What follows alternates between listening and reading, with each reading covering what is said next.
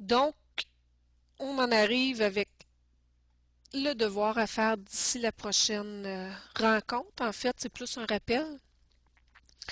Donc, vous savez, comme Isabelle le disait, on vous a fait parvenir un petit formulaire qui nous permettrait d'aller chercher de l'information quant à l'utilisation de la grille, pas de la grille, oui, de la grille d'interprétation. Donc, je vous envoie un lien, je vais juste le regarder rapidement avec vous, euh, cet outil de validation-là. C'est pour nous un outil de collecte d'informations qui va nous permettre de justement aller voir la pertinence de l'outil, l'utilité de l'outil. Je fais juste, je vous l'ai poussé. Bon, j'y arrive. Donc, on a un premier élément où on vous questionne, on vous dit, ben, la progression établie entre chacun des échelons et des descripteurs permettent de bien discriminer la performance de l'élève. Donc, très bien, bien difficilement. Est-ce qu'il y a trop d'échelons passés? Est-ce qu'elles permettent de vraiment aller bien situer nos élèves? Donc, ça, c'était une première question. Vous avez toujours une section commentaires hein, qui vont vous permettre d'aller ajouter du contenu, là, de l'information pour chacun de ces éléments-là. Euh, j'ai une- j'ai entendu un petit... Marie-Claire, oui. Marie-Claire? Que tu as envoyé, je suis pas certaine que tu as envoyé le bon lien. Moi, ce que j'ai reçu, Oh, c'est le j'ai pas site du envoyé le bon. CPE. Un instant. Je retourne, je recommence. Désolée.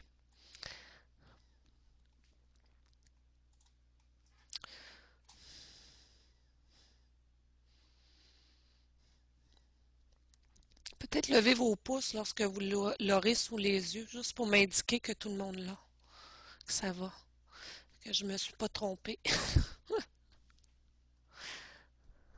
OK. Donc, après ça, on arrive avec la deuxième question qui était les descripteurs. Est-ce que les descripteurs utilisés permettent de décrire les comportements attendus? Est-ce que vraiment, lorsqu'un enseignant lit le descripteur, il est capable de bien comprendre ce qui est attendu et donc de porter un jugement?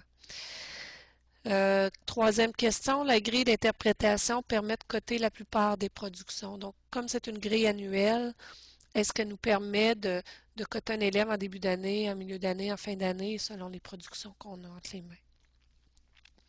Lorsqu'utilisée par plus d'un enseignant, cette grille, est-ce qu'elle permet à ces derniers d'en arriver à un même jugement sur les mêmes productions? Parce qu'une grille, pour qu'elle soit valide, fiable, ben, elle doit être suffisamment claire et suffisamment, en tout cas, bien montée pour que plus d'un enseignant en arrive au même jugement.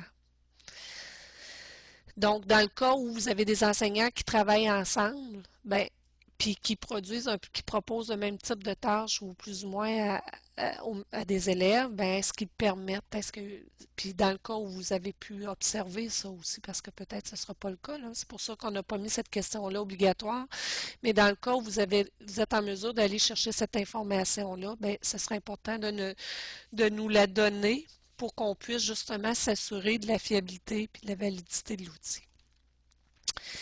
Cette grille a été utilisée en cours d'étape pour une ou des productions en fin d'étape, etc. Toutes ces réponses, le nombre d'élèves.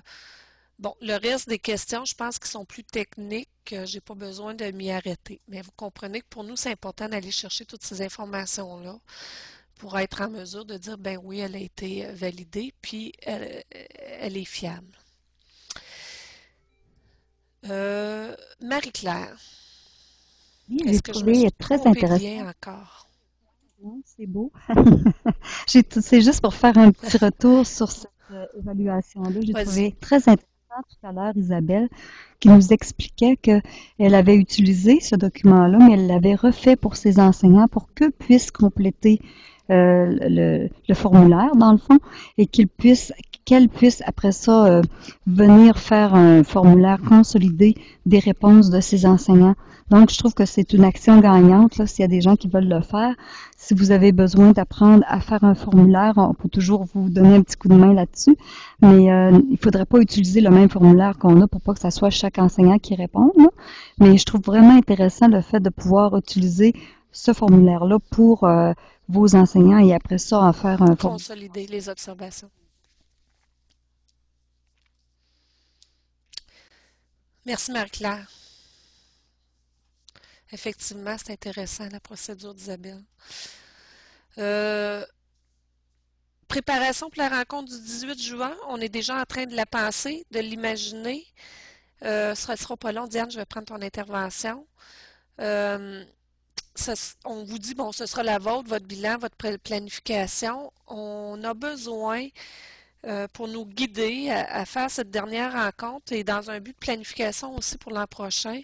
Si jamais vous avez des besoins particuliers pour cette dernière rencontre ou des attentes particulières, nous allons vous faire parvenir par courriel un document qui va vous permettre de justement les noter, ces attentes-là, ces besoins, et qui vont nous permettre, nous, d'organiser cette prochaine rencontre, comme elle fermera la boucle, comme elle fermera l'année, puis qu'elle nous amènera plus loin pour l'an prochain.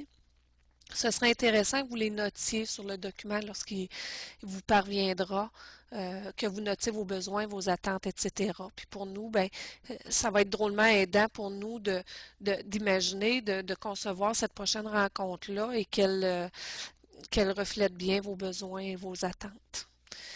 Donc, Diane, je t'écoute.